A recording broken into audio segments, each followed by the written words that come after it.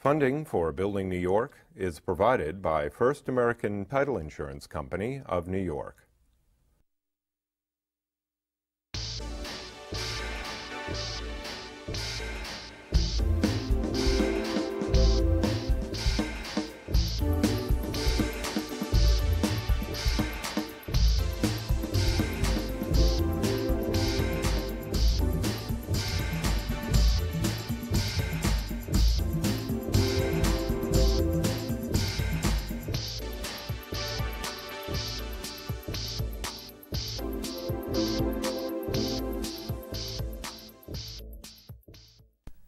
Welcome to Building New York. My name is Michael Stoller. How many people could run the world's largest real estate financial services company? 11,500 employees, offices in 98 countries. Only a guy who grew up in New York City. Only somebody who could build New York is that type of guy. I'm fortunate to have the CEO and president of Cushman & Wakefield, my friend Bruce Mosler. Thank you for being here. Thank you for having me, Michael. Bruce, I think you're what, 48, 49? 48. 48. And you were born in Manhattan. Yes. And you went to collegiate at the beginning. I did. And after you went to collegiate, you went to Europe and you graduated from... Fountain Valley High School, Colorado Springs. That's a far distance from New York City. It is, but it's a beautiful place to go to high school. And then you went to Duke. Yes. And when you were at Duke, did you have any idea that you were going to ever get involved with the real estate business? I mean, you were a history major? Yes. No, I really didn't. I just wanted to get through Duke. And as you know, I was fortunate enough to meet my wife at Duke. I had no idea either or any of those things would occur, much less end up in the real estate business. Now, when you were in high school, you told me you were a part-time gardener doing some lawn mowing. And when you went to college, your dad wanted you to get a little experience about the world. What were you doing when you were in college one summer? Well, I did do some landscaping for Jimmy Lynch. I probably was not his finest employee.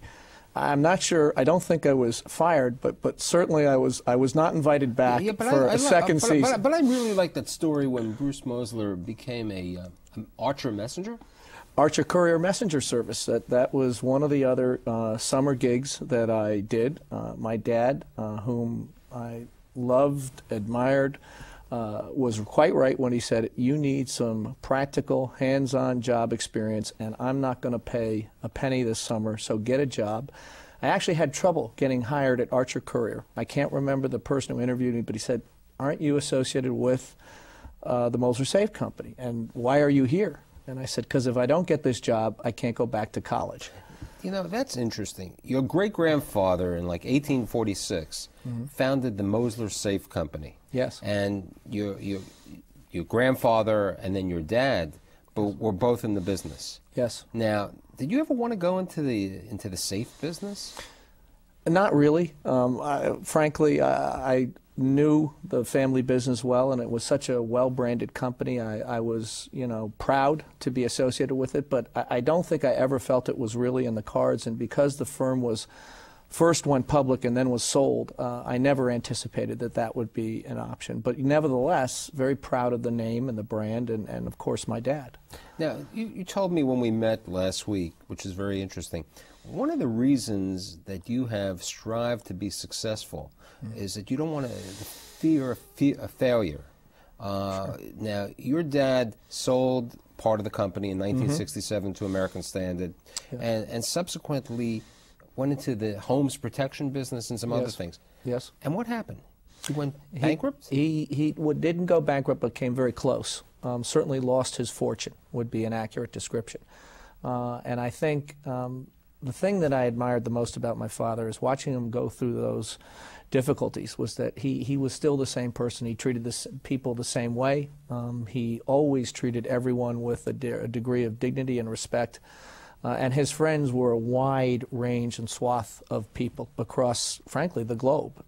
Could be his driver, or it could be the person in a bookstore, or it could be a CEO of a major corporation.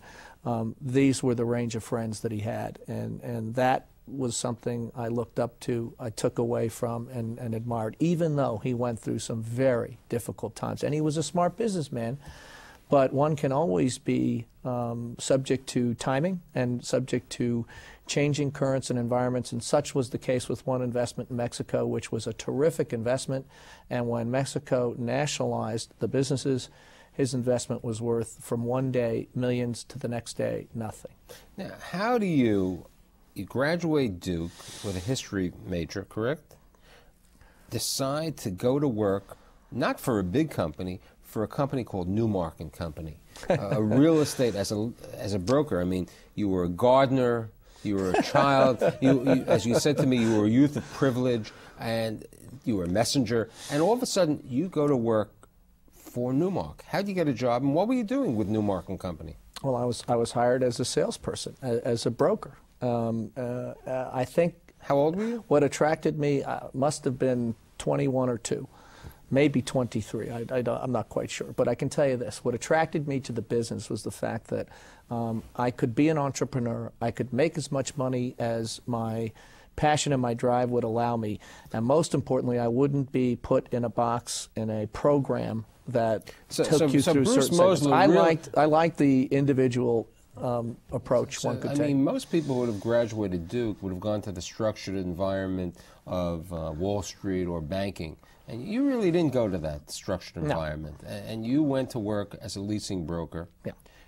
And you made, during your first year, a flat 0. 0 would be correct. Yes. No base, and you were, okay. I made 0. And the second year, you made like $8,000. That's right. Now, were you married to Wendy at this time? Yes. We got married somewhere between the first and second year. Obviously, she took a chance on someone like myself. I think we decided that whatever was our mutual passions, she in accounting, me in real estate, that we would support each other, and that we were certainly living off credit cards at that point in time and lots of debt. But I think she also knew that what would make me happy was something that where I could blossom and where I could define my own, if you will, objectives. And that's the beauty of real estate. Now, after the first year, you went to work for Edward S. Gordon, and you met your mentor. One of my mentors, yes. And you spent a year at at ESG. Yes. And then you went back to Newmark. That's right. That's right. Because what I felt I needed to do, Newmark was a great place, and Barry Goslin was a great person to work for and learn the business with. But I also felt that in a bigger shop, remember at the time, Edward S. Gordon was one of the powerhouses, not considered a small shop, but a big shop. I needed to see what was there. What knowledge could you obtain? What could you learn from a larger peer group of people? And what discipline could you get from being in that environment? And I needed to see it and feel it and touch it and know if it was for me or not. You then go back to Newmark, and then you leave Newmark. Yes. And you also have a good year, you told me. That was one of the better years. That was one of the first years I actually made money, so that made it a great year in some senses. And you also senses. said that you did something which you've continuously done in your entire life. You built a relationship. Was that Reader's Digest at that time? First ever relationship I built when I was at Pierce Erstad Maren Greer, which is where I left to go. It was the next stop. And Pierce Erstad was then owned by Charlie Erstad, Henry Pierce. It was the first place where I clearly had an ability to excel because I'd had enough experience, what little it was, to know enough to be on my own. And then I began to hire the team around me that has since been a part of my career or my life or my brokerage component. So that really was the beginning of what we would, at least I would characterize as a career changer. And then the next place you went to? Well, we stayed at Pierce Erstad Maren Greer for all of at least 5 years. It was then sold along with another company, Huberth and Peters, simultaneously, and that's when we decided it was time to move on. And the next stage for me after that, with my partners, was to go on my own. You went to Riverbank. I went to Riverbank. Oh, so you started your own business at this time? Started my own business at 29, backed by truly the person who I think has been the most important factor in my business life, other than my father, Alvin Dorman. Okay, so you created Riverbank Realty. Riverbank was a bank that Yeah. Alvin Dorman owned over Yes, there, and a holding company and some other things. Yes. And then you and your partners created your own brokerage business. Yes, it had nothing to do with the bank, actually, but we took the brand because we thought that it would have some meaningfulness to it. When you're young and you're starting out and you're 29, you want to have as much brand ability as you can.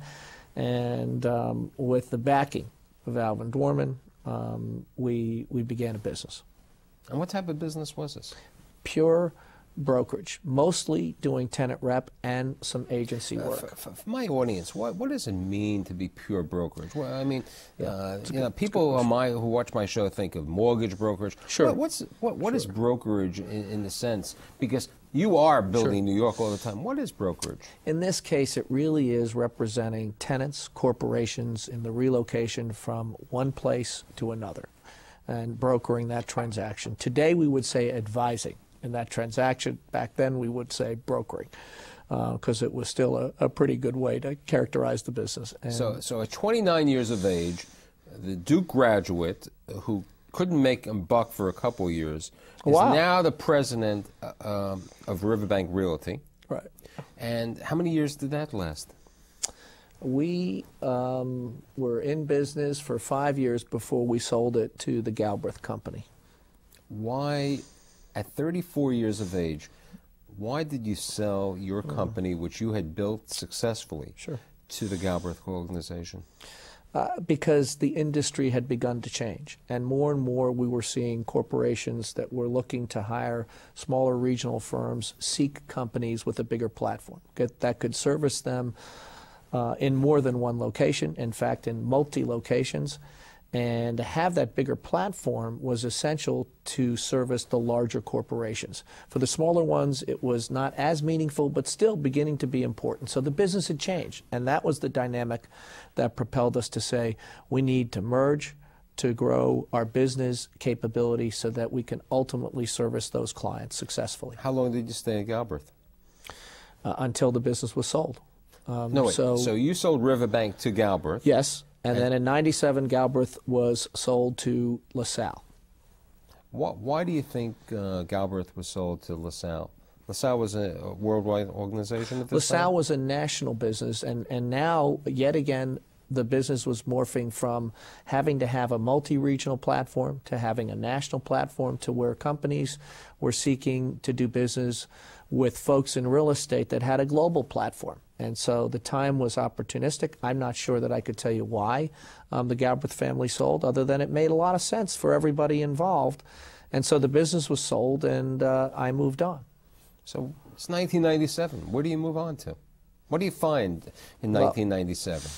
I think in '97 you were beginning to see certain dynamics take place in the services industry. The bigger companies were growing.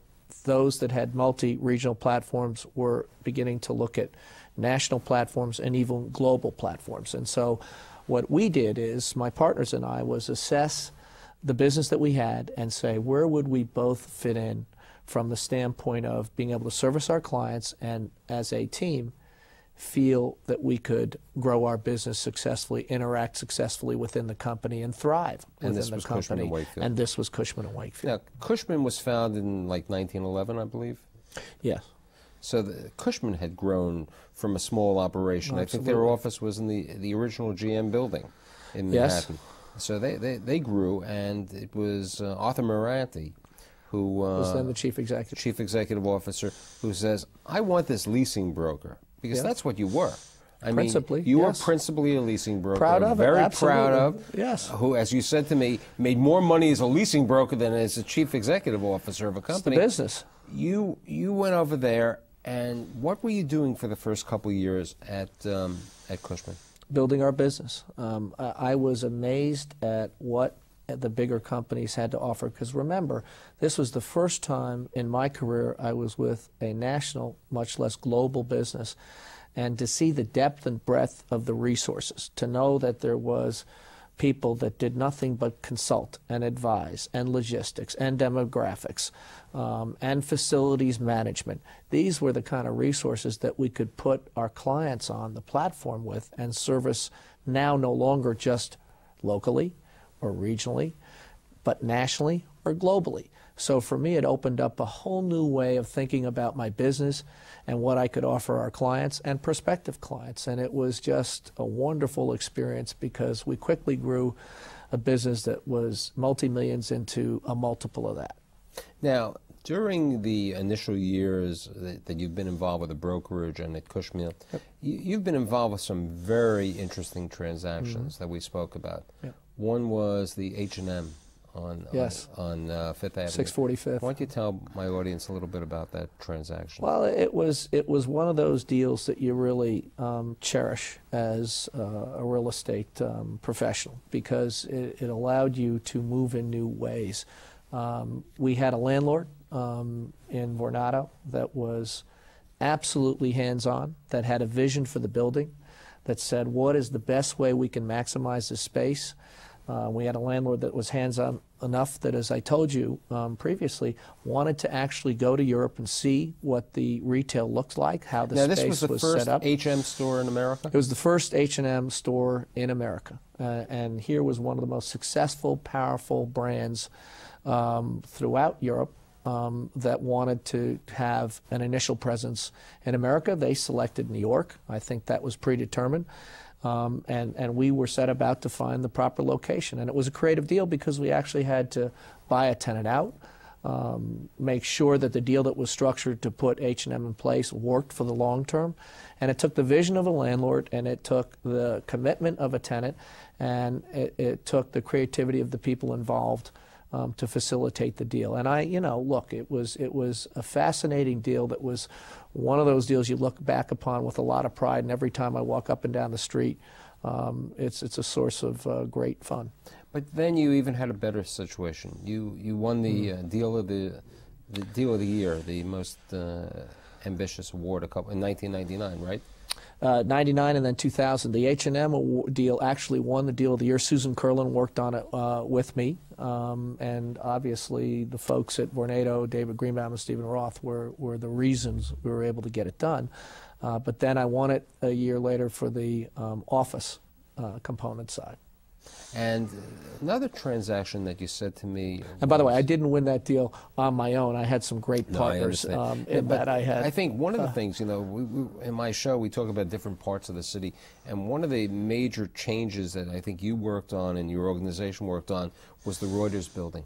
Yes, and that was done with Joe Simone and Joe Cabrera, and I cannot tell you the number of people that were really responsible for the analysis, and not to mention the least of which was the then CFO of Reuters America, which was David Turner. It was a fascinating deal. And that was a change. That made that and the Condé Nast building really change the face of Times Square. Yes, I think so. That portion of Times Square. I mean, I think Condé Nast and Doug Durst were really they were the pioneers. And when that was up and sort of running and done, it gave a new credibility to all of Times Square. And the Reuters deal was one of the first, I think, corporate users that looked at the deal a bit differently, was willing to put their balance sheet to work for them in that capacity for a period of time. And it took the vision and the credibility of an owner like Billy Rudin, then Louis, Billy, and Jack. But truly, all those pieces needed to come together to create the opportunity for the deal. And the deal, just on the economic merits, made so much sense. But again, having a builder that Reuters could partner with, having the city and the state come together to support the deal in the way in which it needed to facilitate it, and having a tenant that was also willing to go out, then one would consider a little bit out on a limb, but not that far, to push the envelope, to continue to push the envelope and the development westward. That was exciting. Now, how did you make the transition from broker to become the chief executive of Cushman & Wakefield? I mean, with 12,000 employees, with all of these offices. I mean, we're growing them in 500 increments as the show goes on. I like it. No, I mean, it was 11,000, 12,000. No, but How do you make the change? You know, I think you have to have, first off, you have to have the... I know you liked history when you went to college. I mean... I did. I wasn't particularly good at it, but I liked it. I think you make the change because in the beginning you have to have an inclination to want to do something other than just be a real estate broker, advisor, professional, which I think is one of the most noblest professions in the world, and I love it to this day, love it. But clearly, in the back of my mind, there was a point in time in which I said, I've done a lot of deals. I've enjoyed this thoroughly. I'd like the ability to work on the strategic side of the business in the sense of building a company in your vision. And you have to have some great mentors along the way. And I mentioned one of them, Alvin Dworman, but certainly another one of my mentors, and I've had many. You know, Ed Letterman at the very beginning, teaching me the fundamentals of the business, Barry Gossin. But I think that the two people whom influenced the other side of my business desires were certainly Alvin and Arthur Moranti.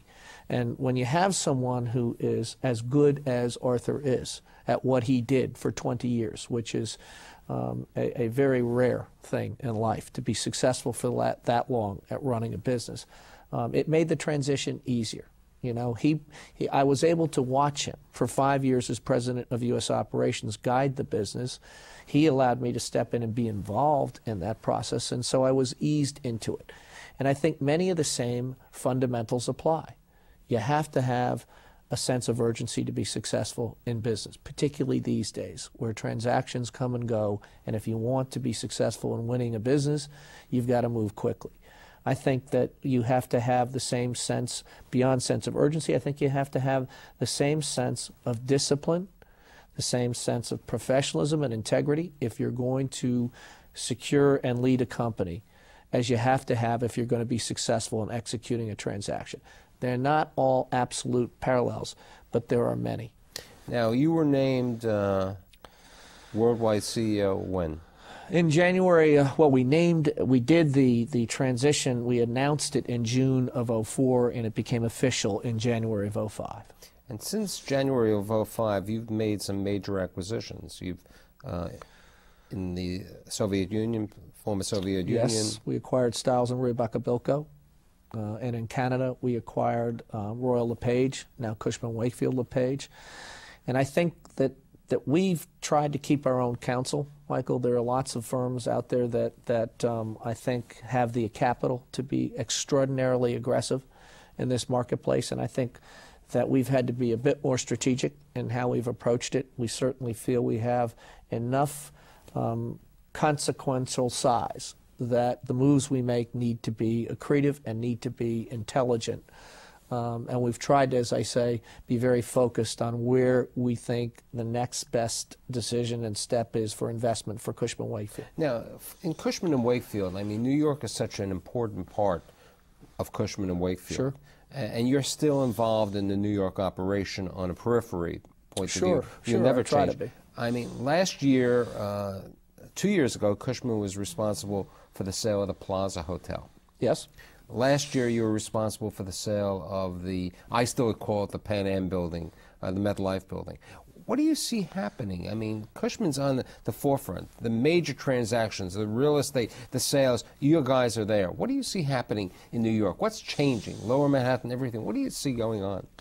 I think that there's such profound change afoot in Manhattan, beginning with what I think is going to ultimately be a fantastic revitalization of downtown. I'm big on downtown. I always have been. I always will be. And you know, I'm the same way. I think it is such an essential. First of all, people forget it's the third largest marketplace in the country.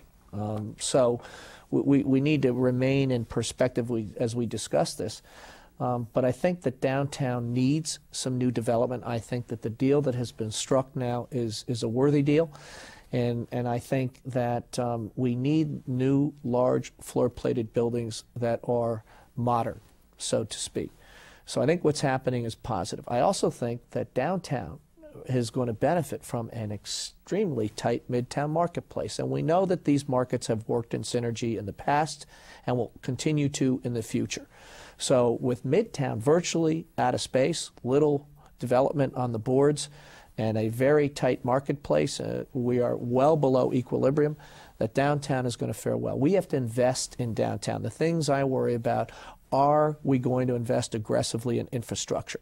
Are we going to bring the LIRR in to downtown and the Metro North? These are things we have to do, in my opinion. But as you and I did discuss, you know, there is Brooklyn, there's Long Island City, there's New Jersey. There are other developments, and companies can relocate to other areas. Sure. That's okay. I think that as the market begins to tighten, that marketplaces like Brooklyn will come. Downtown absolutely is, I think, first on the list to benefit. And then I think on the periphery we'll continue to see other marketplaces benefit. And that is all very healthy, because companies have to have alternatives in rents so that they can maintain their operations in New York. And where do you see Cushman & Wakefield within the next 5 years? Well, I hope to continue to see the growth of the company commensurate with the talent of the people. I certainly continue to see us grow on a global basis. I think that we have much opportunity in Europe and Asia, and on the domestic basis, there's no doubt in my mind that we'll continue to broaden the services and the product lines that we offer our clients.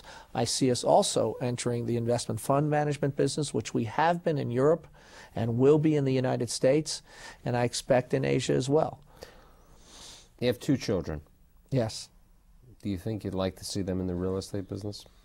Absolutely. I think it's one of the most exciting, interesting, and noblest of professions. I love the business, and nothing would make me prouder. You know, quietly, you even have a wife who's in this business today. Not so quiet. She's very successful at what she does. You know, but below the radar screen. But yes, Wendy has chosen a different route to her success, and I think that because it's an investment business, not a service business, you're able to be a little bit more below the radar screen. But you know what? She's about as good as it gets at what she does. So I'm very proud of her. I think I'm very proud that I can consider you a friend. I'm proud that what Bruce Mosler and the entire Cushman team and all the people over there have truly been responsible for building New York. And thanks for being here today. Thanks again, Michael. Thank you for being my friend.